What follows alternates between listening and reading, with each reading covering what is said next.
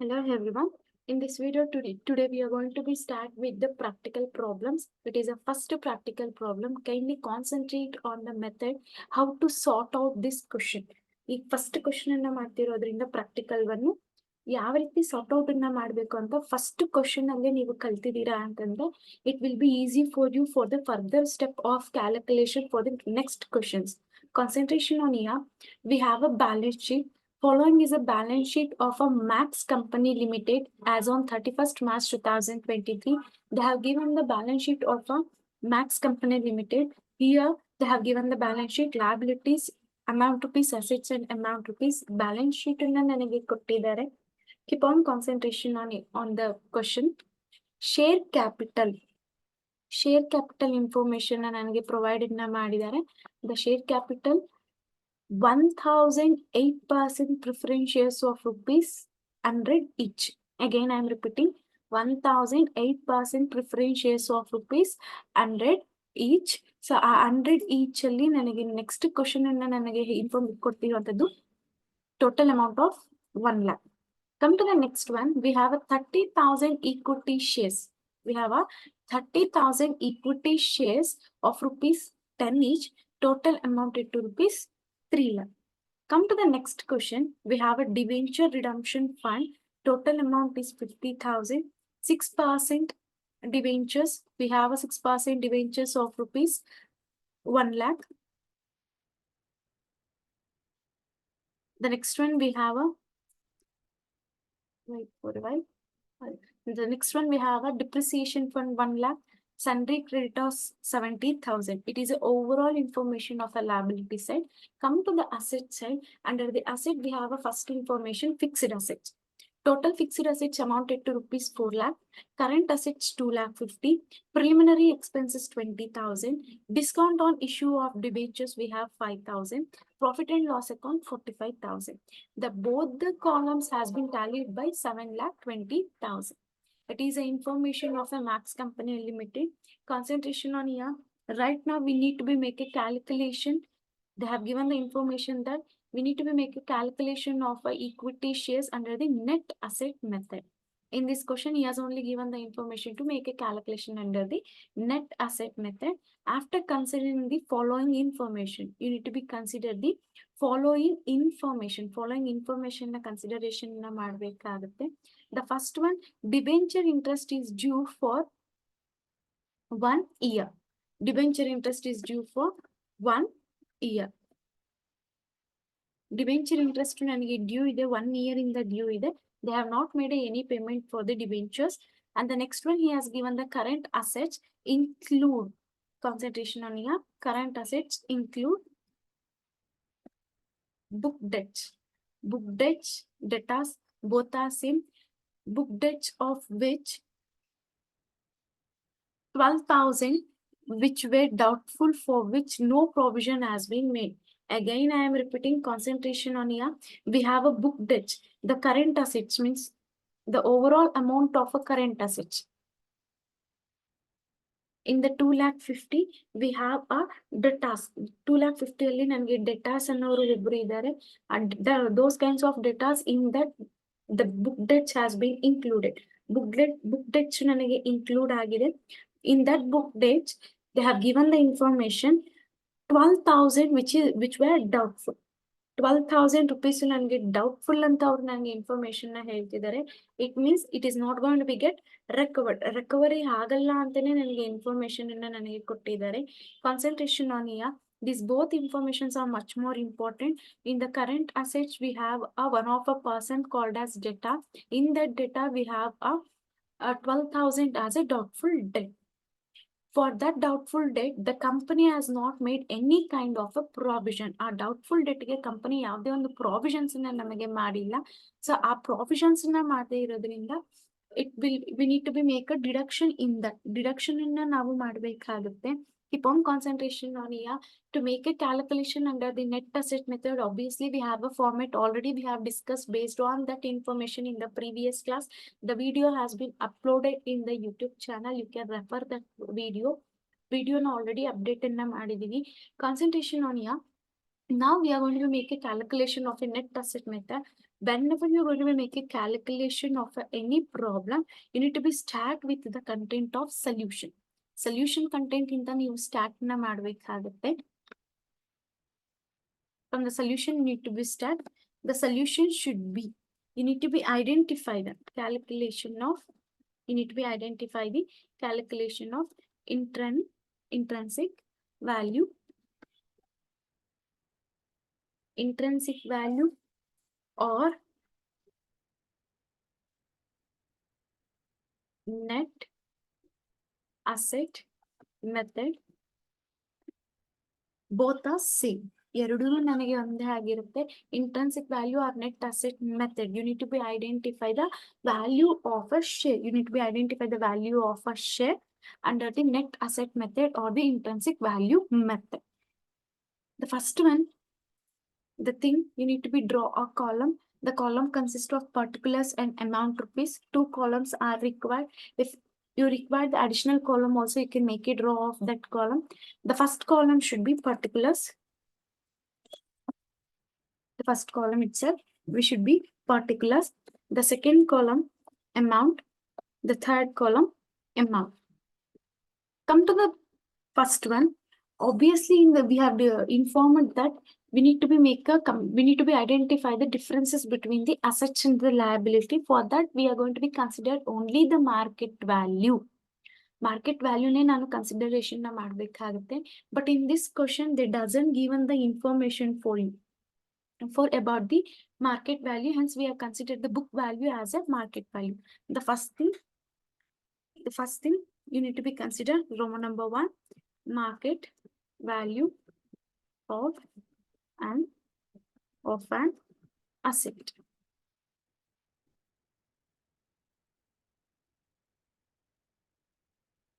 Underline the word.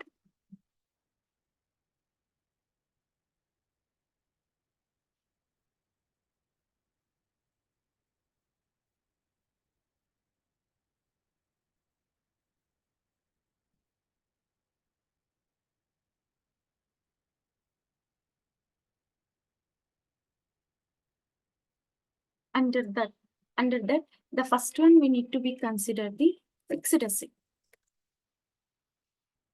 Make sure while making a comparison, you need to be considered only the fixed and current assets. Fixed ಮತ್ತೆ current assets na matra comparison na ತಗೊಳ್ಬೇಕು. In this question, we have a fixed assets of amounted to rupees 4 lakhs. In the outer column, I am going to be considered 4 lakh. Come to the next one. The next information he has given, current asset. Concentration on here. The current asset, we have a value of 2,50,000 in the balance sheet. In this current asset, we have a doubtful debts. That one we need to be deduct. Doubtful debts, we need to be deduct. Doubtful debts, in the question he has given 12,000 rupees. He has given the information of 12,000 rupees. That one we need to be deduct here. The outer column we are going to be get 2,38,000.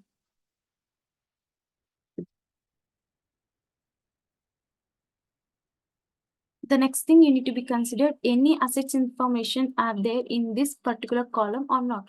Yes, we have information, preliminary expenses, we have discount on issue of debentures, we have P&L account, we have, these are all considered as a fictitious asset. For the calculation of a net asset method, we are not going to be considered the value of any kind of fictitious asset.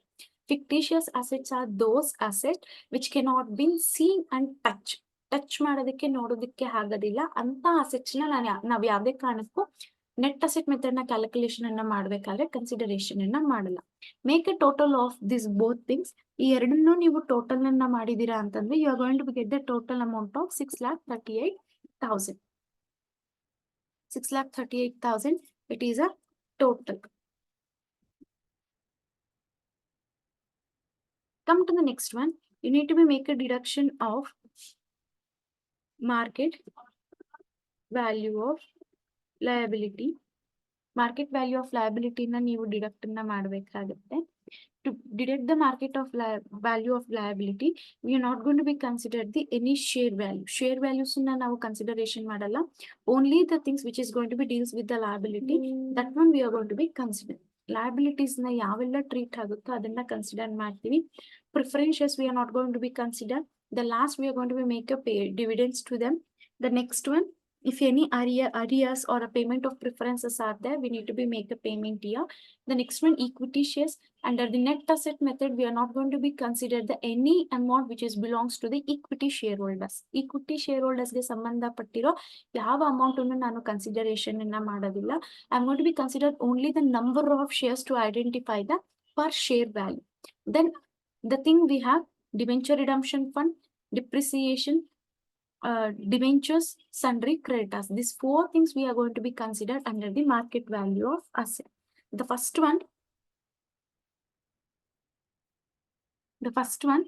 I need to be considered the 6% debentures. 6% debentures. The 6% debentures we have amounted to rupees 1 lakh.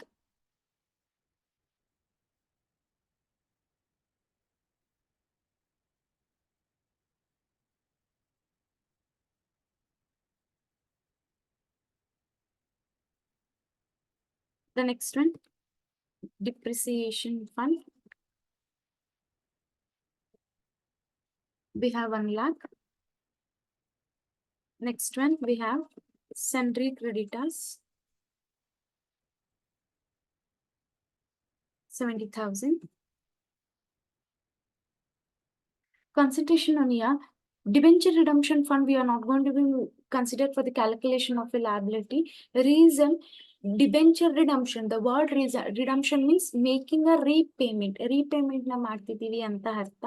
Any kind of a repayment, it is also a kind of a reserve. Reserve ಅಂತಾನೆ ನಾವು consideration ನ ಮಾಡ್ತೀವಿ. ಏನಕ್ಕೆ reserves ನ maintain ಮಾಡ್ತಿದೀವಿ ಅಂತಂದ್ರೆ, in our organization we have a debenture holders. After completion of the mutual agreement between the Max Company Limited and the debenture holders, if once the contract is going to be get completed, we need to be make a payment to them. Suddenly we cannot make a payment to them. So at that time, every year we are going to be make a certain funds as a reserve. That reserves we are going to be call it as a debenture redemption fund. Redemption is nothing but making a repayment to the any of a other party. So our reason in the any redemptions now consider madala. The next one come to here. Debenture interest is due for 1 year. 1 year in the debenture interest na pay madilvante. For that we need to make a payment for that. Interest on debentures. Concentration on here, we have a total amount of debenture holders is 1 lakh. And we are paying a rate of return is 6%. And they are due for the year of 1 year. Make a calculation of that. For that, you are going to be consider the value of 6,000. Make a total of all the liabilities and deduct from the total value of an asset. If you're going to make a total of all these liabilities, total you're going to be get the 2,76,000.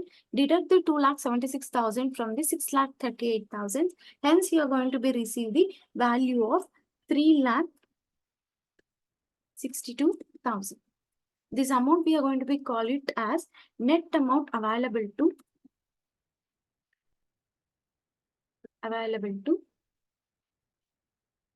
all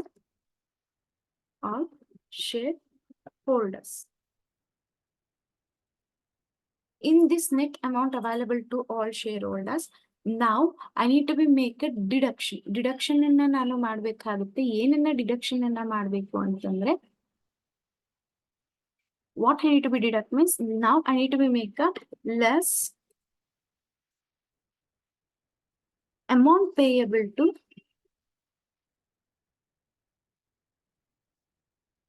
preference shareholders. Now I need to be make a payment to the preferential shareholders. ಎಲ್ಲರಿಗೂ payment ನ ಮಾಡಿದ್ದ ಆದ್ಮೇಲೆ to making a payment of each and everyone, then only I am going to be move for the making a payment of a debenture holders. Debenture holders ಗೆ amount ನ ನಾನು pay ನ ಮಾಡಬೇಕು. ಸಾರಿ, preferential shareholders ಗೆ amount ನ ನಾನು pay ಮಾಡಬೇಕಾಗುತ್ತೆ. For that we have a condition. If you're going to be make any payment to the preferential shareholders, the first rule the first thing or the first rule, you need to be make a payment of arrears. Arrears of preference dividend. You need to make a payment of arrears of dividend. Arrears means they will provide the information for you. The preferential shareholders have not received a dividends for the past 2 years. Past 2 years in the receive madilla, 1 year in the receive madilla and the information ಕೊಟ್ಟಿರ್ತಾರೆ. By using those kinds of information, you need to be make a calculation here. If you're going to be look after in the question, they doesn't given any information of arrears in the adjustment, and the column will be nil. Come to the next one. Next, I need to be make a payment for the preference share holders.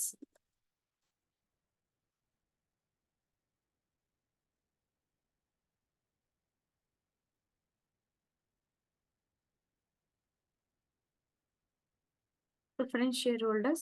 In our organization, totally we have a preferential shareholders of rupees 1 lakh. Total we have amounted to rupees 1 lakh. So after making a payment to the preferential shareholders, we have a balance amount of 2,62,000. You need to be deduct this 1 lakh from the 3,62,000. Hence, we are going to be get the balance amount of 2,62,000. Hence, we are going to be call this amount as a net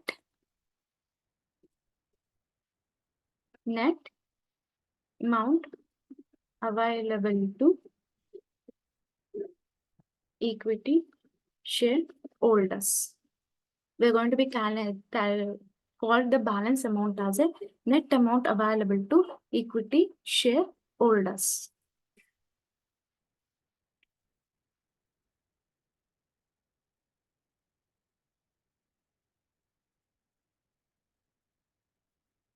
So it is a balance amount. We are going to be call it as a net amount available to equity shareholder. It is an actual calculation of a net asset method.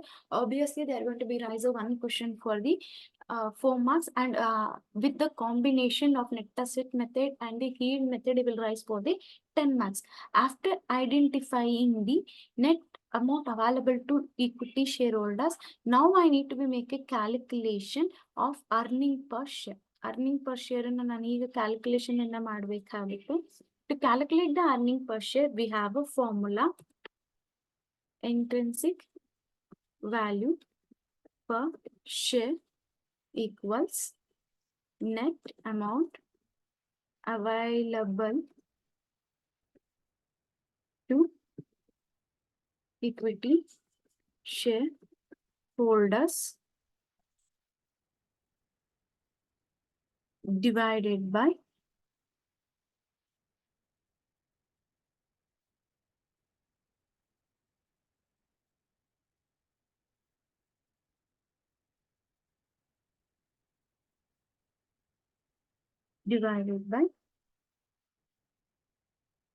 number of equity shares.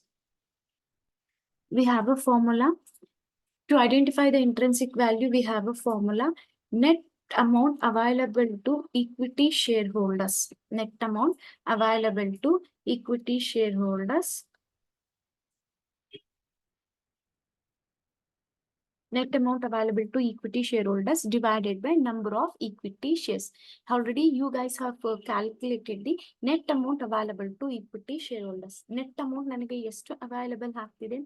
2,62,000. 2,62,000 divided by the number of shares we have 30,000. Number of shares we have 30,000. If you're going to make a division of that, wait for a while.